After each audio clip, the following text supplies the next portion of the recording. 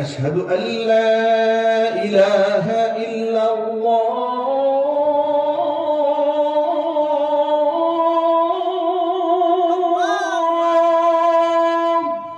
الله أكبر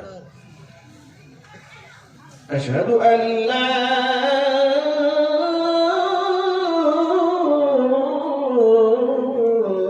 إله إلا الله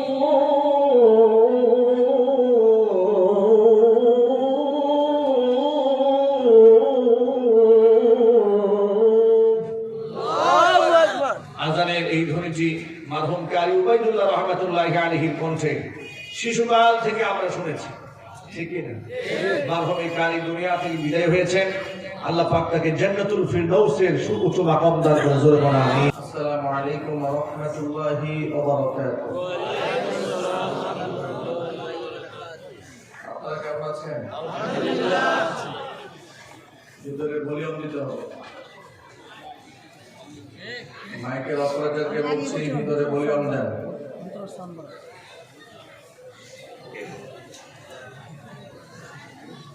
সামনে যারা দাঁড়িয়ে আছেন এইটা আমার বরাবর,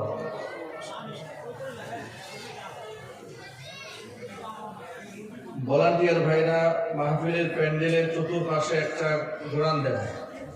বাচ্চারা হাতের বাম পাশে চিৎকার চেঁচামেচি করছে, এটা আলোচনার মধ্যে বিঘ্নতা সৃষ্টি হবে, কথা বলতে আমাদের কষ্ট হবে।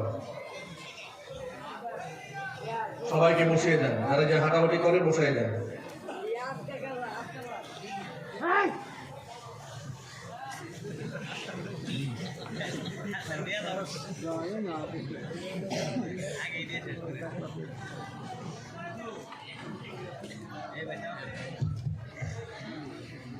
আমরা ইচ্ছে করে অনেক লম্বা সময় কথা এখানে বলতে পারবো না, কারণ হচ্ছে এটা আমার কাছ থেকে একটা ট্রানজিট প্রোগ্রাম নেওয়া।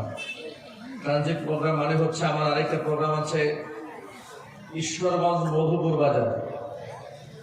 ওই প্রোগ্রামটা অনেক আগে পূর্ব নির্ধারিত, প্রায় বছর খানেক আগে শিডিউল নেওয়া।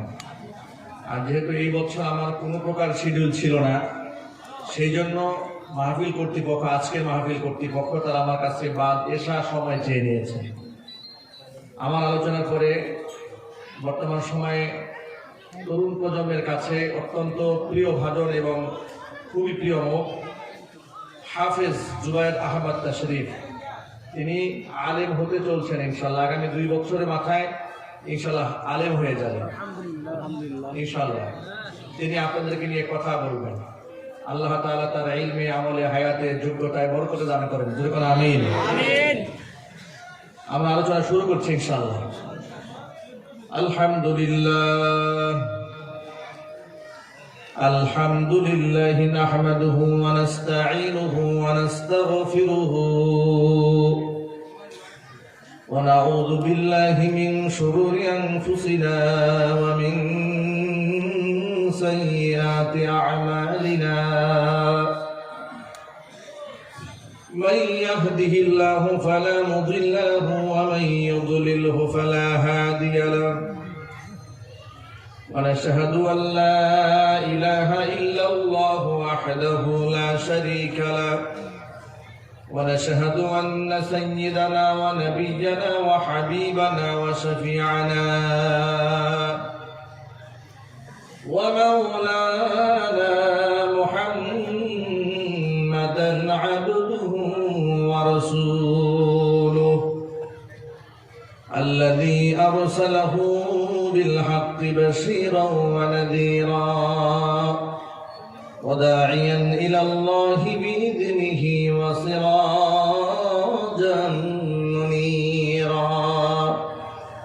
فقد قال الله تعالى في كلامه المجيد وفي فرقانه الحميد: أعوذ بالله من الشيطان الرجيم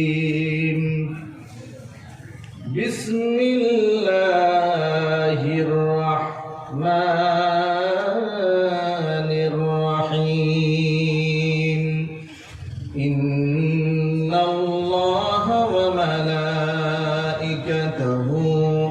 يصلون على النبي يا أيها الذين آمنوا صلوا عليه وسلموا تسليما اللهم صل على محمد وعلى آل محمد كما صليت على إبراهيم وعلى آل إبراهيم إنك حميد مجيد اللهم بارك على محمد وعلى آل محمد كما باركت على إبراهيم وعلى آل إبراهيم إنك حميد مجيد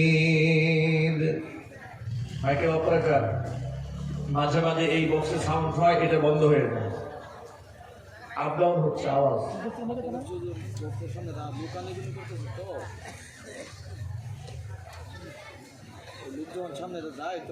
আওয়াজ বন্ধ হয়ে যায়। ঠিক আছে, এই বক্সের সামনে দিয়ে আর কেউ যাতায়াত করেন না, আওয়াজ যেন বন্ধ না হয়। মোহাব্বতে প্রাণ খুলে সকলে মিলে কিছুক্ষণ জিকির করেন, লা ইলাহা ইল্লাল্লাহ লা ইলাহা ইল্লাল্লাহ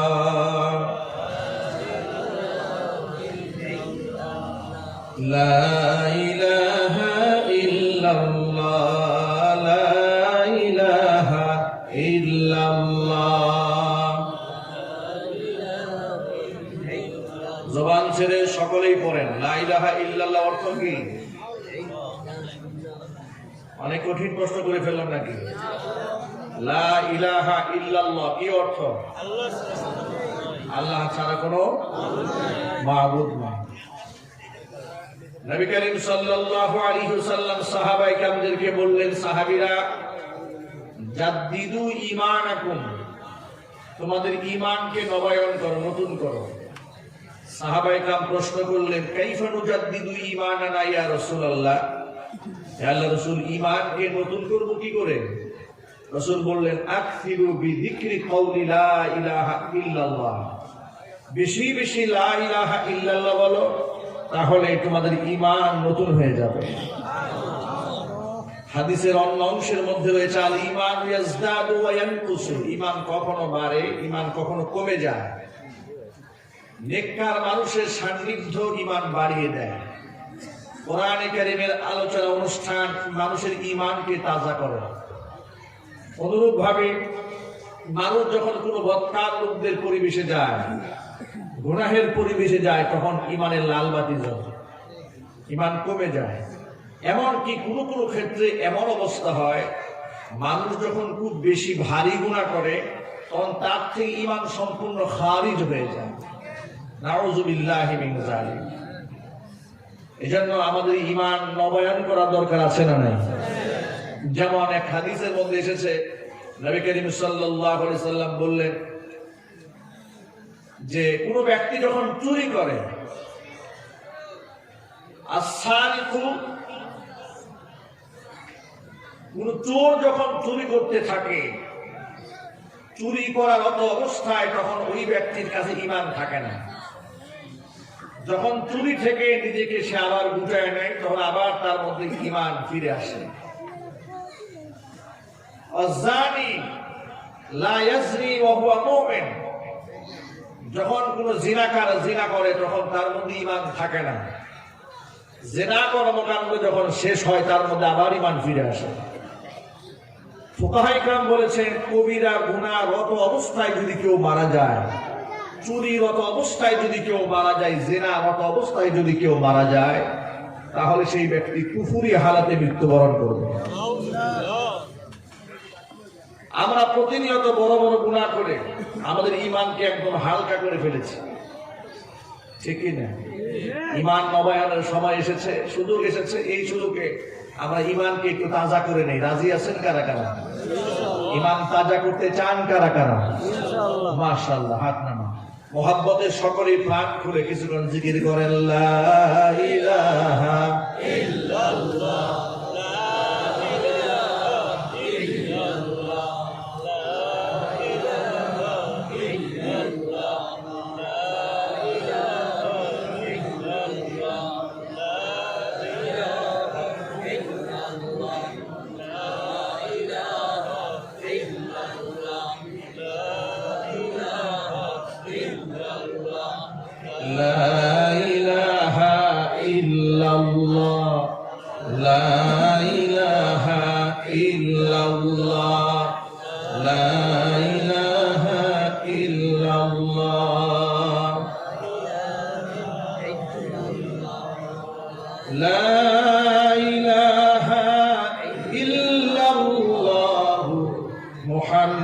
মুহাম্মাদুর রাসূলুল্লাহ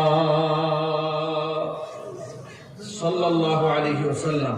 ঐতিহ্যবাহী ময়মনসিংহ জেলার অন্তর্গত ত্রিশাল, সাকোয়া, বাদুপুর, চাম্পাতলা বাজার কাসিমুল উলুম ও ইসলাহুল উম্মাহ মহিলা মাদ্রাসা কর্তৃক আয়োজিত 21তম বার্ষিক ইসলামী মহাসম্মেলনের শেষ অধিবেশনের সম্মানিত সভাপতি সাহেব, আমন্ত্রিত হাজারাত উলামায়ে কেরাম, মুরব্বিয়ান ইজম, অত্র এলাকা এবং পার্শ্ববর্তী এলাকার বিভিন্ন প্রান্ত থেকে ছুটে আসা দিন দরদি, ঈমানদার, পরহেজগার, মুত্তাকি মুসলিম ভাইরা, পর্দার অন্তরালে অবস্থানরত আমাদের সকলের শ্রদ্ধা ভাজন পর্দানিশীন মা এবং বোনেরা, মহান আল্লাহ রাব্বুল আলামিনের দরবারে আলী শানে লাখো কোটি শুকরিয়া আদায় করছি যে মহান আল্লাহ রাব্বুল আলামিন মুসলিম উম্মার এই ক্লান্তি লগ্নে হাজারো প্রতিকূলতাকে উপেক্ষা করে, শত সহস্র বাধাকে পেরিয়ে, হাজার হাজার মানুষকে সুস্থতার নিয়ামত দান করে,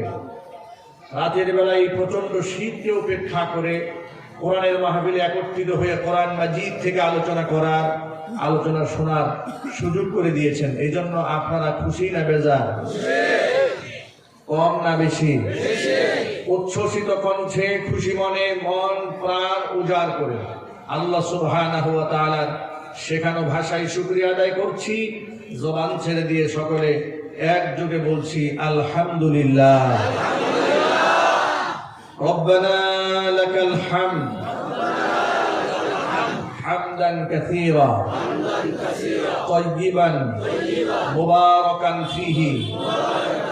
রব্বানা লাকাল হামদু কামা ইয়ানবাগী লিজালালি ওয়াজহিকা ওয়া আযীমি সুলতানিকা। আল্লাহ রাব্বুল আলামিন আজকের ইসলামী মহাসম্মেলনকে কবুল করুন। বাবুপুর, চাম্পাতলা বাজার কাসিমুল উলুম ও ইসলাহুল উম্মাহ মহিলা মাদ্রাসাকে আল্লাহ তাআলা কিয়ামত পর্যন্ত কবুল করে নিন। মাদ্রাসার সমস্ত হাজাত আল্লাহ তাআলা তার গায়বী খাজানা থেকে মিটিয়ে দিন। মাদ্রাসার আসাতিজায়ে কেরাম, ছাত্র ছাত্রী, গার্জিয়ান, মুহিব্বিন, মুতাআল্লিকিন, সংশ্লিষ্ট ব্যক্তিবর্গ সকলকে আল্লাহ তাআলা মাফ করে দিন। অক্লান্ত পরিশ্রম করে এই বেহেশতের বাগান যারা সাজিয়েছেন, দূরদারাজ থেকে যারা শোনার জন্য এসেছেন, সকলকে আল্লাহ তাআলা হেদায়েতে কামিলা নসিব করুন। হেদায়েতের মালিক কে? সবাই বলুন, হেদায়েতের মালিক কে? আল্লাহ পাক যেন আমাদেরকে হেদায়েত নসিব করেন। কোরআন মাজিদ আল্লাহ পাক বলেন, ওয়া মান ইয়াহদিল্লাহু ফাহুয়াল মুহতাদ। আমি আল্লাহ যাকে হেদায়েত দেই সেই ব্যক্তি হেদায়েত প্রাপ্ত হয়। ওয়া মান ইউদ্লিল, আর আমি যাকে গুমরাহ করে দেই, ফালান তাজিদা লাহুম আউলিয়া মিন দুনি, আমি আল্লাহকে বাদ দিয়ে তাদের জন্য কোনো প্রকার অভিভাবক, গার্জিয়ান আপনি খুঁজে পাবেন না ওকে রাস্তা দেখানোর জন্য। সুতরাং আল্লাহ পাকের কাছে আমাদের সাহায্য চাইতে হবে। আল্লাহ তাআলা যেন হেদায়েতের উপর আমাদেরকে রাখেন এবং হেদায়েতের উপর যেন আমাদের মৃত্যু আল্লাহ পাক নসিব করেন। সবাই একটু জোরে বলেন না আমিন। হেদায়েত পাওয়ার আগ্রহ সকলের আছে? হেদায়েত নিয়ে মরে যেতে চাই, রাজি আছেন? আল্লাহ যেন কবুল করেন। কোরআন কারীমের মাহফিল, একটি মাদ্রাসার মাহফিল, পুরুষ এবং মহিলা মাদ্রাসা। বাচ্চাদেরকে আপনারা দিয়েছেন, আমরা দিয়েছি কোরআন শেখানোর জন্য। আমি যখন ছোট্ট, আমার মনে আছে ক্লাস 5-এ যখন আমি পড়ি, আমার সামনে বৃত্তি পরীক্ষা ছিল। আলহামদুলিল্লাহ মেধা ভালো হওয়ার কারণে স্কুলের টিচাররা চাচ্ছিলেন না যে মাদ্রাসা থেকে আমি স্কুল থেকে মাদ্রাসায় যাই, কিন্তু আল্লাহ পাকের ফয়সালা ছিল যে আমি মাদ্রাসায় পড়বো, আমি হাফেজ হব, আমি আলেম হব। এটা আমার তাকদীরে আল্লাহ লিখে রেখেছিলেন, কিন্তু এটা আমরা কেউ জানতাম না, ঠিক না? সর্বশেষ এলাকার লোকেরা বললেন আমার বাবাকে, মাদ্রাসায় লেখাপড়া করা খুব কঠিন কাজ, এখানে দিলে আপনার ছেলে টিকতে পারবে না, পালায়া যাবে। অনেক ছেলেদের ইতিহাস এমন আছে, ওদেরকে শিকল দিয়ে বেঁধে রাখা যায় না, শিকল সহই পালাইছে। বাস্তবতা আছে না নাই? সর্বশেষ আল্লাহ পাকের ফয়সালা ছিল, আমি আমার গার্জিয়ানদেরকে বললাম আমি থাকবো মাদ্রাসা, আমি যাবো সেখানে। গেলাম, 1 সপ্তাহ আমাকে সময় দেওয়া হলো, তুমি 1 সপ্তাহ আগে থাকো, তোমার যদি মনোপুত হয়, এখানে যদি ভালো লাগে, রাত দিন পড়াশোনা করতে হয় মাদ্রাসায়, একটা নিয়ম মাফিক চলতে হয়, যদি ভালো লাগে তাহলে তুমি মাদ্রাসায় পড়বে, না হয় আবার ব্যাক করে তোমাকে স্কুলে ভর্তি নিয়ে যাওয়া হবে। তো সপ্তাহখানিক পরে আমার গার্জিয়ান মাদ্রাসায় গেলে, আমি বললাম যে কোরআন পড়তে আমার কাছে দারুণ ভালো লাগে, আমি মাদ্রাসা ছেড়ে যেতে চাই না। তখন গার্জিয়ান সিদ্ধান্ত নিলেন, ঠিক আছে অন্ততপক্ষে হাফেজ হোক, এরপরে আবার তাকে স্কুলে ক্লাস 6-এ ভর্তি করে দেবে। এরপরে আমাকে হিফজখানায় দেওয়া হলো, আমি সেখানে হিফজ পড়লাম। আলহামদুলিল্লাহ আল্লাহ পাকের খাস রহমতে কোরআন মাজিদ আল্লাহ পাক আমার পক্ষে আল্লাহ পাক দান করলেন। কোরআন মাজিদ পক্ষে ধারণ করার পর থেকে আমার মধ্যকার যে পরিবর্তন আল্লাহ পাক দিয়েছেন, আমাকে দেখে আমার আত্মীয় স্বজন থেকে শুরু করে দেশের অসংখ্য লোকেরা স্বপ্ন দেখত যে আমার ছেলেও যেন কোরআনের হাফেজ হয়। একটা কথা বোঝার চেষ্টা করেন, কোরআনে কারীম হচ্ছে আল্লাহ পাকের এক হেদায়েতের নূর। এটা যে সিনার মধ্যে ঢুকে, কোরআন মাজিদ যার সিনার মধ্যে ঢুকে, আল্লাহ পাক তার মর্যাদা আকাশচুম্বী বানিয়ে দেয়। তার পেছনে কারণ হলো কোরআন মাজিদ আল্লাহ পাকের কালাম। কার কালাম? সবাই জুড়ে বলুন না, কার কালাম? আল্লাহ পাকের কালাম। এই কোরআন মাজিদ যে ব্যক্তি পড়েছে তার সম্মান আল্লাহ বাড়িয়ে দিয়েছেন। যে ব্যক্তি কোরআন শরীফকে বক্ষে ধারণ করেছে তার ইজ্জত আল্লাহ বাড়িয়ে দিয়েছে। যে ব্যক্তি কোরআনকে বক্ষে ধারণ করেছে, নম্র হয়েছেন, ভদ্র হয়েছেন, সন্ত্রাস হয় নাই, গুন্ডা হয়নি, ক্যাডার হয়নি, চান্দাবাজ হয়নি, মাস্তান হয়নি, ডাকাত হয়নি, খুনি হয়নি। ওটা বাংলাদেশে এই 56,000 বর্গ মাইলের ভেতরে যতগুলো থানা আছে, প্রতিটি থানায় ওসি সাহেবের কাছে তার এলাকার ব্ল্যাক লিস্ট আছে, যে এই অঞ্চলের মধ্যে কালোবাজারি কারা, জুয়াখুর কারা, জেনাকার কারা, মাস্তান কারা, লম্পট কারা, আছে না নাই? সেই কাতারে কয়জন হাফেজের নাম খুঁজে পাবেন, কয়জন আলেমের নাম খুঁজে পাবেন। এবং অন্ধকার যুগেও শ্রেষ্ঠত্বের নমুনা কোরআন কারীম বক্ষে ধারণ করার কারণে হাফেজরাই এই জমিনের মধ্যে প্রতিষ্ঠিত করেছে। জোরে বলো ঠিক কিনা? আমি আমার ভাষায় বলি, কোরআন হচ্ছে মর্যাদার প্রতীক, কোরআন হলো সম্মানের প্রতীক, যার কারণে যে রাতে আল্লাহ কোরআন নাযিল করেছেন, সমস্ত রাতের মধ্যে আল্লাহ পাক সেই রাতের দাম বাড়িয়ে দিয়েছেন। যে মাসে আল্লাহ কোরআন নাযিল করলেন, মাসের দাম বাড়িয়ে দিলেন। যার উপর আল্লাহ কোরআন নাযিল করলেন, গোটা পৃথিবীর ভেতরে সমস্ত নবীগণের উপর আল্লাহ পাক আর মর্যাদাকে প্রতিষ্ঠিত করে দিলেন।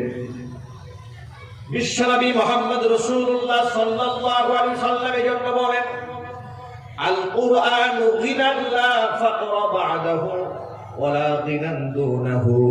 কোরআন হচ্ছে সেই সম্পদের নাম যেই সম্পদ তার অর্জিত হয়ে গেলে পৃথিবীতে তার দারিদ্রতা আর অভাব বলতে কিচ্ছু থাকে না। কোরআন হচ্ছে পৃথিবীর সবচেয়ে দামি সম্পদ। এটা কে বলছেন? আল্লাহ রাসূল বলছেন। আল্লাহর হাবিব কি মিথ্যা কথা বলেন? যারা জবাব দেন নাই সন্দেহ আছে নাকি? একটু জোর আওয়াজে বলুন না, আল্লাহ রাসূল মিথ্যা কথা বলেন? আল্লাহর নবী বলেন আল কুরআনু গিনান। কোরআন হচ্ছে একটা ধনের নাম, একটা সম্পদের নাম। কোন ব্যক্তির যদি কোরআন অর্জিত হয়ে যায়, লা ফাকরা বাদাহু, ওই ব্যক্তির দারিদ্রতা বলতে কিছুই থাকে না। ওয়ালা গিনান দুনাহু, কোরআন এমন একটা সম্পদ, এই সম্পদ বাদ দিয়ে কেউ যদি তামাম দুনিয়ার সব কিছুর মালিক হয়ে যায়, তারপর সেই ব্যক্তি ধনী হতে পারে নাই, সে ফকিরই রয়ে যায়। যার মধ্যে কোরআনের জ্ঞান নাই সে ধনী হতে পারে নাই, সে ফকির রয়ে গিয়েছে। যেই ব্যক্তি কোরআন হাসিল করেছে, পৃথিবীর শ্রেষ্ঠ সম্পদ সে হাসিল করেছে। কোরআনে কারিমের অন্য একটা আল্লাহ পাক বিষয়টি এভাবে তুলে ধরে বলেন, মাই ইউতাল হিকমাতা ফাকাদ উতিয়া খায়রান কাসীরা। যাকে কোরআন দান করা হয়েছে তাকে অসংখ্য অগণিত কল্যাণ দান করা হয়েছে। সুবহানাল্লাহ বলবেন। কে বলছেন? আল্লাহ বলেন যাকে কোরআন দেওয়া হয়েছে অসংখ্য কল্যাণ তাকে জমিনের মধ্যে দান করা হয়েছে। ওই ব্যক্তি এত সম্মানিত হয়, ব্যক্তি যখন রাস্তায় হাঁটে, কোরআনের তারি, কোরআনের কারি, কোরআনের ধারক, কোরআনের বাহক যখন জমিনের মধ্যে হাঁটে, রহমতের ফেরেশতারা তাদের সম্মানে নূরের পাখাগুলো পায়ের নিচে কার্পেট বানিয়ে বিছিয়ে দেয়। গর্তের পিঁপড়া পর্যন্ত তার জন্য দোয়া করে, সমুদ্রের মাছ পর্যন্ত তার জন্য দোয়া করে, সমুদ্রের পক্ষীকুল তার জন্য আল্লাহর কাছে রহমত মাগফিরাতের দোয়া করে। আল্লাহ পাক তার শান মানে এত বাড়ান, বিশ্বনবী সাল্লাল্লাহু আলাইহি সাল্লাম বলে দিয়েছেন, আল মাহিরু বিল কুরআনি মা'আস সাফারাতিল কিরামিল বারারা ওয়াল্লাযী ইয়াকরাউল কুরআনা ওয়া ইয়াতা'তা'ু ওয়া হুয়া শাক্কুন আলাইহি লাহু আজরান। দক্ষতার সাথে বিশুদ্ধভাবে যদি কোনো ব্যক্তি কোরআন পড়ে, তার সম্মান হচ্ছে মা'আস সাফারাতিল কিরামিল বারারা, নৈকট্যপ্রাপ্ত ফেরেশতাদের সমমর্যাদা ওই ব্যক্তির জন্য হয়ে যায়। জোরে জোরে কোন আল্লাহু আকবার। শুধু তাই নয়, কোন ব্যক্তি যদি ভালো করে কোরআন শরীফ পড়তে না জানে কিন্তু চেষ্টা করে, কিছু লোক আছে না এরকম, খুব ভালো করে কোরআন পড়তে জানে না কিন্তু নিরাশ হয় না, হতাশ হয় না, সে বসে বসে পড়ে, ঝুঁকে ঝুঁকে পড়ে, কিছু আটকায়া যায় আবার পড়ে, আটকায়া যায় আবার পড়ে। আল্লাহ রাসূল বলেন, ওয়াল্লাযী ইয়াকরাউল কুরআন ওয়া ইয়াতা'তা'ু, থেকে থেকে ধাক্কায় ধাক্কায় পড়ে, ওয়া হুয়া শাক্কুন আলাইহি, এটা তার জন্য বড় কষ্ট হয়। এরপরে তিলাওয়াত ছাড়ে না, এমন অবস্থায় যদি সে তিলাওয়াত করেই যায়, লাহু আজরান, আল্লাহ পাক তার আমলনামার মধ্যে দ্বিগুণ সওয়াব দান করেন। আমি এজন্য বলি, কোরআন হচ্ছে মর্যাদার প্রতীক। একটা সামান্য কাগজ, এখানে বাংলায় কত কিছু লেখা আছে, এটা আমরা এরকম মুছাচ্ছি, ফেলে দিচ্ছি, এর কোনো দাম নাই আমাদের কাছে, পায়ে লাগলেও কোনো মর্যাদা নাই। কিন্তু একই এর থেকেও নিম্নমানের কাগজে কোরআনের একটা বিসমিল্লাহির রহমানির রহিম যদি লেখা হয়ে যায়, এর কত সম্মান হয়ে যায়। ওটা নিচে পড়বে দূরের কথা, ওকে ওযু ছাড়া ধরাও যায় না। আল্লাহু আকবার বলেন। সামান্য একটা কাগজের মর্যাদা কত বেড়ে যায়। রেহালের খুব কম দাম, মাত্র 50 টাকা 100 টাকা যে রেহাল কিনতে পাওয়া যায়,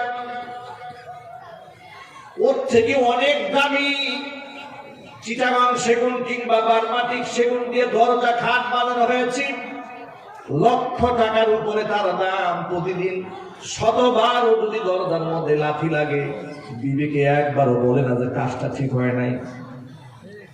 বিবেকে বলে নাকি যে এত দামের একটা খাটের মধ্যে লাত্তি দিলা, খুব ভুল হয়ে গেছে, গুণা হয়ে গেছে, সোমা দিয়ে দাও বলে না, বলবে না, বিবেক বলেই না।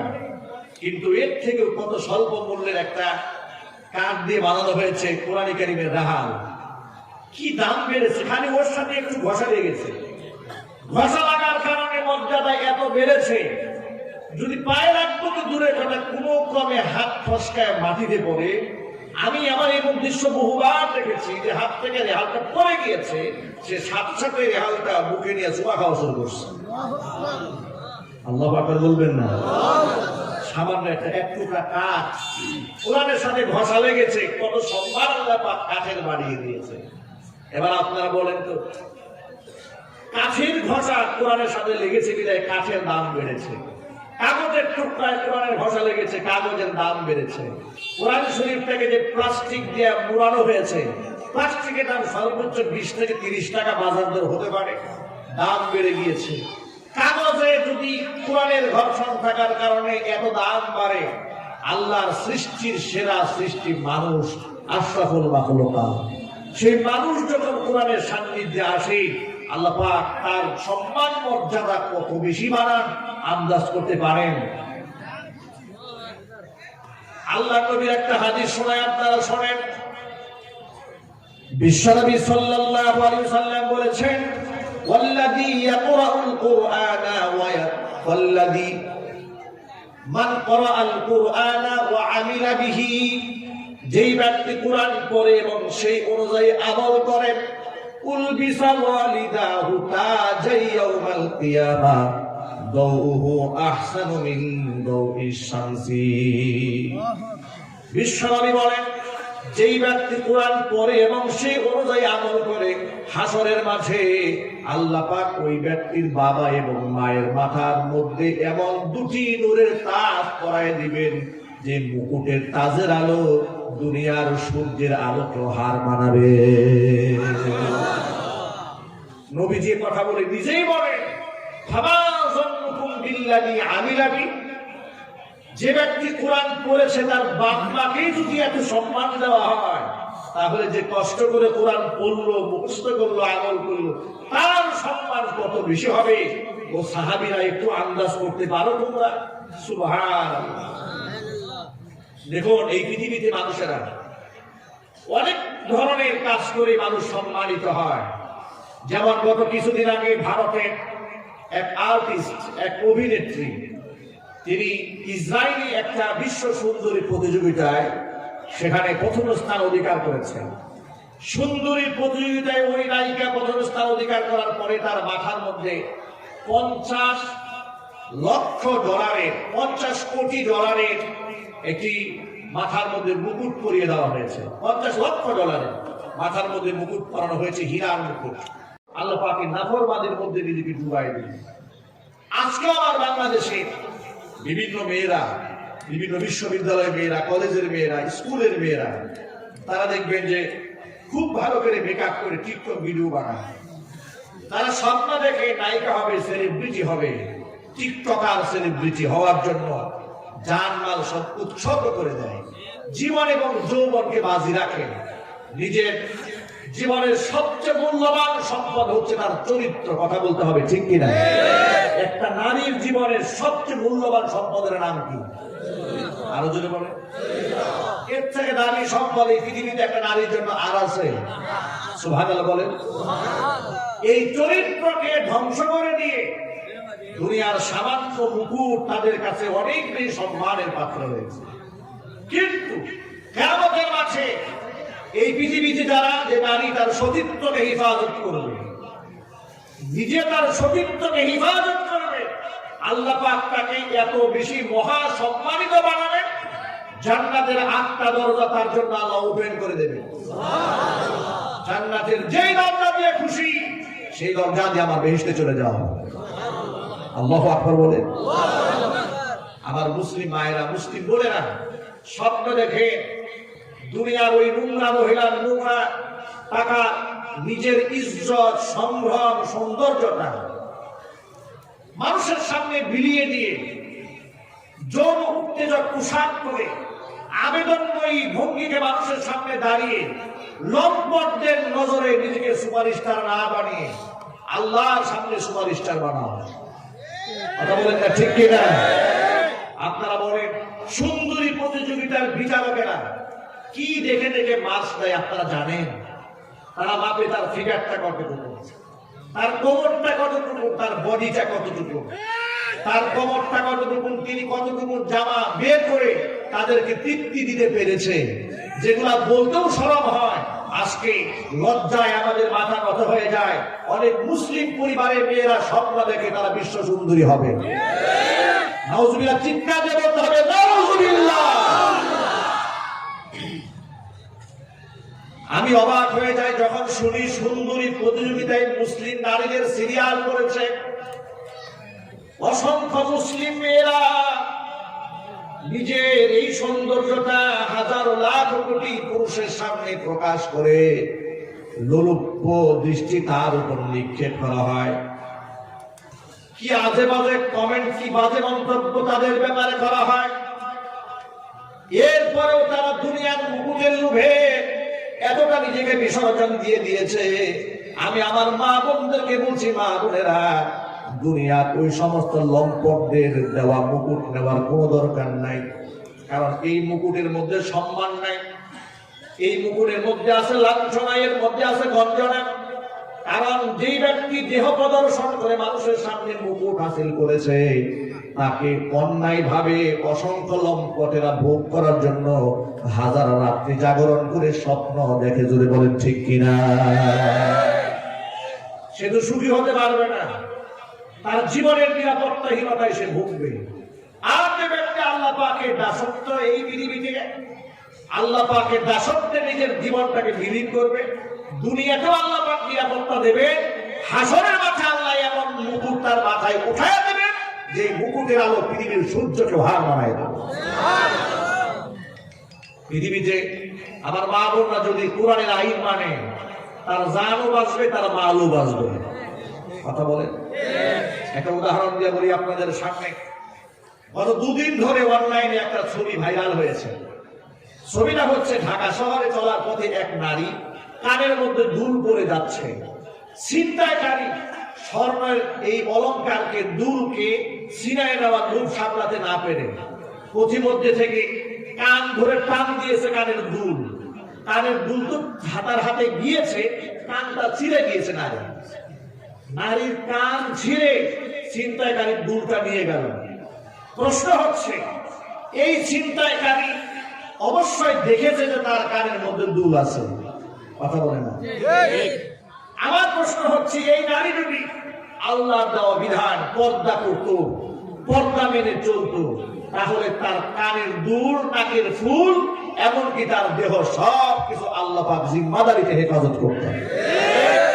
ঠিকই না?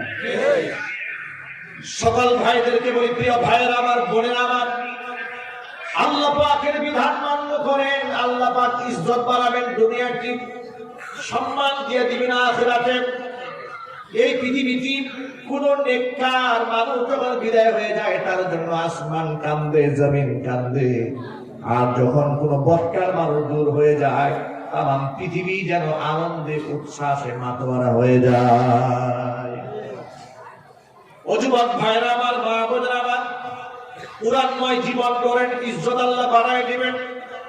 একটা প্রমাণ আপনাদের সামনে নেই। এই পৃথিবীতে আল্লাহ নবীর হাদিস যত সাহাবায়ে কেরাম বর্ণনা করেছেন, তাদের মধ্যে তিনজন ব্যক্তি বিশ্ব সেরা। কয়জন? সবাই বলেন। তিনজন ব্যক্তি বিশ্ব চ্যাম্পিয়ন। এক নাম্বার হচ্ছে হযরত আবু হুরায়রা রাদিয়াল্লাহু তাআলা আনহু। হাদিসের ভান্ডার খুললেই দেখবেন, আন আবি হুরায়রা রাদিয়াল্লাহু তাআলা আনহু আন্নাহু ক্বাল, আন আবি হুরায়রা রাদিয়াল্লাহু তাআলা আনহু আন্নাহু ক্বাল। 5374টা হাদিস হযরত আবু হুরায়রা একা বর্ণনা করেছেন। কতগুলা? 5374টা হাদিস হযরত আবু হুরায়রা রাদিয়াল্লাহু তাআলা একা বর্ণনা করেছেন। দ্বিতীয় নাম্বার যিনি সর্বাধিক হাদিস বর্ণনাকারী সাহাবী, তার নাম হচ্ছে আনাস বিন মালিক রাদিয়াল্লাহু তাআলা আনহু। তৃতীয় সর্বাধিক হাদিস বর্ণনা করেছেন উম্মুল মুমিনিন, আল্লাহর নবী সাল্লাল্লাহু আলাইহি ওয়াসাল্লামের সর্বকনিষ্ঠ স্ত্রী মা আয়েশা সিদ্দিকা রাদিয়াল্লাহু তাআলা আনহা নারী হয়েও হাদিসের প্রসারে গোটা বিশ্বময় তার তৃতীয় স্থান, বলেন আল্লাহু আকবার। এই যে মহিলা মাদ্রাসা, এখানে পুরুষ মাদ্রাসা এবং মহিলা মাদ্রাসা, ইসলামের প্রচার এবং প্রসারে পুরুষদের যেমন ভূমিকা ছিল, নারীদের সম্মুখ ভূমিকা ছিল। জিহাদের ময়দানে নারীরা গিয়েছেন, যুদ্ধে আহত সাহাবায়ে কেরামদেরকে সেবা দিয়েছেন নারীগণ। আজকে আমার মা বোনরা, তাদেরও শিক্ষার অধিকার আছে, দ্বীন প্রচারের অধিকার রয়েছে। ইসলামী শরীয়ত তাকে শিক্ষিত হওয়ার মতো পূর্ণাঙ্গ অধিকার শুধু দেয় নাই, তাকে তার উপর দ্বীন শিক্ষা গ্রহণ করা ফরজ করে দিয়েছে। জোরে বলেন আল্লাহু আকবার। এবার মূল কথায় ফিরে আসি। তাহলে কোরআন শিখবে ছেলেরা, কোরআন শিখবে মেয়েরা। যে ব্যক্তি কোরআন পড়ে তার দাম আল্লাহ পাক এত বাড়িয়ে দেন দুনিয়াতে। আল্লাহ পাকের ওয়াদা রয়েছে, ইন্নাল্লাযীনা আমানু ওয়া আমিলুস সালিহাতি সায়াজআলু লাহুমুর রাহমানু উদ্দা। নিশ্চয়ই যারা ঈমান আনে, ঈমান আনার সাথে সাথে ঈমানের দাবিতে ভালো কাজগুলো করেন, আমি আল্লাহ পাক, আমি আল্লাহ সুবহানাহু ওয়া তাআলা ওই বান্দা, ওই বান্দির প্রতি মানুষের দিলের মধ্যে মহাব্বত সৃষ্টি করে দেই। মানুষের ভালোবাসা পাওয়া এত সহজ ব্যাপার নয়। টাকা পয়সা দিয়ে কিছুদিন সম্মান পাওয়ার অভিনয় কেনা যায়, কিন্তু দিল থেকে মানুষের সম্মান খরিদ করা যায় না। কথা বলেন। ক্ষমতার মাধ্যমে কিছুদিন সেলুট পাওয়া যায়, কিন্তু ক্ষমতা শেষ, সেলুট শেষ। কথা বলেন। বাস্তবতা আছে না নাই? বাংলাদেশের একজন খ্যাতনামা মন্ত্রী ছিলেন, মিনিস্টার ছিলেন, অর্থমন্ত্রী। নাম কি? আবুল মাল আব্দুল মুহিত। আপনার সিলেটে বাড়ি, বর্তমান সেখানে আপনার ধানমন্ডিতে বাড়ি আছে। তার বর্তমান দুর্দশা দেখলে আমি তাকে তুচ্ছ করছি না, ইয়াজুবিল্লাহ। আমি বুঝাবার জন্য বলি যে এই পৃথিবীর ক্ষমতাধর ব্যক্তিদের ক্ষমতা কতটা সীমিত। যখন তিনি তার মিনিস্ট্রি হারালেন, যখন তিনি একজন সাধারণ মানুষের পরিণত হলেন, তিনি যখন এমপিও না, মন্ত্রীও না, ঠিক কিনা? তিনি খুব অসুস্থ অবস্থায় বাড়িতে আছেন। বাড়িতে থাকা অবস্থায় কিছুদিন পরে জানতে পারলাম, পত্রিকায় পেলাম যে তার ছেলে তাকে বাড়ি থেকে বের করে দিয়েছে। ছেলে তাকে বাড়ি থেকে বের করে দিয়েছে। পরে উনি প্রশাসনের কাছে আশ্রয় প্রার্থনা করেছেন। প্রশাসনের সহায়তা এবং আইনি সহায়তার মাধ্যমে তাকে তার নিজ বাড়িতে ঢুকিয়ে দেওয়া হয়েছে। কিন্তু তার ছেলে এবং ছেলের বউ তাকে বাড়িতে অ্যাকসেপ্ট করতে চাচ্ছিল না, যে বুড়া তুমি গ্রামে গিয়ে থাকো, তোমার এখানে থাকার দরকার নেই। এগুলা শুধু ঘটনা নয়, এগুলো আমাদের জন্য শিক্ষা। এগুলো আমাদের জন্য শিক্ষা। কি মূল্য আছে এই ক্ষমতা? যখন ক্ষমতা থাকে, মর্যাদা থাকে, ক্ষমতা নাই, সম্মান নাই। পক্ষান্তরে কোরআনের সাথে যারা সময় কাটায়, ভালো করে শোনেন, দুনিয়ার স্বাভাবিক নিজাম হলো মানুষ বুড়া হয়ে গেলে তার দাম থাকে না, ঠিক কিনা? বুড়া মানুষকে সংসারে দান দেয়, ঘরে বউ দান দিতে চায় না। আর ছেলেরা খালি মনে করে চিন্তা করে, এই বুড়া খালি কেটর কেটর করে, মনে না কেন অস্থির হয়ে যায়। মুরব্বী মানুষ ঘরে দুটা কথা বললেই বলে বুড়ার কথা শুনতে চাই না, মানে বুড়াদের একটা জঞ্জালে পরিণত হয়েছে। অথচ কোরআন বলে দিয়েছে যে না, বুড়া জঞ্জাল নয়। হাদিস বলে দিয়েছে তোমার বৃদ্ধ বাবা মা তোমার বেহেশতে যাওয়ার সিঁড়ি। চিল্লাবেন আল্লাহু আকবার। আমি যে মেসেজটা দিতে চেয়েছিলাম সেটা একটু বুঝেন। ক্ষমতা আছে, সম্মান আছে, ক্ষমতা নাই, সম্মান নাই। ক্ষমতায় থাকার পরে থাকাকালীন অবস্থায় বাড়ির সামনে গাড়ির বহর, লোকের অভাব নাই। যেদিন থেকে ক্ষমতা নাই, একটা গাড়িও নাই। এটাই তো দুনিয়া, ঠিক কিনা? পক্ষান্তরে কোরআনের সম্মানটা লক্ষ্য করেন। আল্লামা শাহ আহমদ শফী রাহমাতুল্লাহি আলাইহির কথা তো আপনারা ভুলে যান নাই। আল্লাহ পাক তাকে জান্নাতুল ফিরদাউস দান করে, জোরে বলেন আমিন। আল্লামা জুনায়েদ বাবুনগরী রাহমাতুল্লাহি আলাইহি, তাকেও তো আমরা ভুলে যাই নাই। আল্লাহ পাক তাকে জান্নাতুল ফিরদাউসের সুউচ্চ মাকাম দান করে, জোরে বলেন আমিন। এই সমস্ত মুরব্বী উলামায়ে কেরাম শতবর্ষী হয়ে যাওয়ার পর ঠিক মতো ভালো করে কথাও বলতে জানতেন না, কষ্ট হয়ে যেত। এই বুড়া মানুষগুলাকে এক নজর মানুষেরা দেখার জন্য হেলিকপ্টার ভাড়া করে দেশের বিভিন্ন প্রান্তে নিয়ে যেত।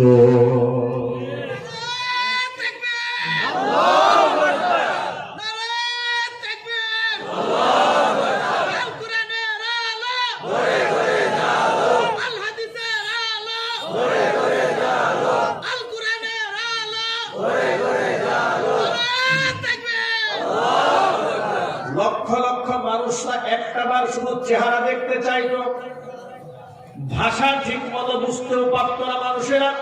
শুধু চেহারা দর্শন করার জন্য লাখো মানুষ ময়দানে জমা হয়ে যেত। এই সম্মান একমাত্র কোরআনের, এই সম্মান হলো ইসলামের। কথা বলেন ঠিক কিনা? এই বয়স হলো ডেট এক্সপায়ার হয়ে যায়, তার কোনো সম্মানই থাকে না, তাকে মানুষ মরে যাওয়ার জন্য দোয়া করে। আর এই সমস্ত ব্যক্তিদের প্রতিনিয়ত আল্লাহর কাছে হায়াত কামনা করে কোরআন খতম হয়েছিল, আল্লাহ তাকে আরো কিছুদিন বাঁচায় রাখে। সুবহানাল্লাহ। এই সম্মান কিসের? যদি বলো না এই সম্মান কিসের? এই সম্মান কোরআনের, এই সম্মান ইসলামের। কত সম্মান পারে কোরআনের সান্নিধ্যে থাকলে, কিন্তু আমরা ভুল পথে পরিচালিত হচ্ছি। আমরা কোরআনকেও সম্মানের প্রতীক মনে করি না, হাদিসকেও মনে করি না, যার কারণে বাংলা, অঙ্ক, ইংরেজি শেখার পেছনে মাসে 10,000 টাকা ব্যয় করলেও কষ্ট হয় না, কোরআনের পিছনে 2,000 টাকা ব্যয় করতে বড় কষ্ট হয়ে যায়। ঠিক কিনা? মসজিদ বানায় 1 কোটি টাকা, 5 কোটি টাকা খরচ করে। ইমাম সাহেবকে জিজ্ঞেস করলাম, হুজুর আপনাদের বেতন কত? বলে আমার বেতন হচ্ছে 6,000 টাকা। মসজিদ বানিয়েছে 5 কোটি টাকা খরচ করে, টাকার অভাব নাই, কিন্তু ভালো একজন আলেমকে সম্মান দিতে গিয়ে তার পকেট থেকে টাকা বের হচ্ছে না। যোগ্য আলেম আপনার মসজিদে আপনি পাবেন কি করে?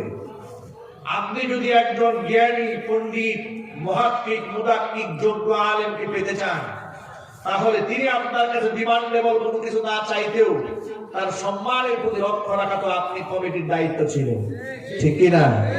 আপনি সেই দায়িত্ব পালনে ব্যর্থ হবেন।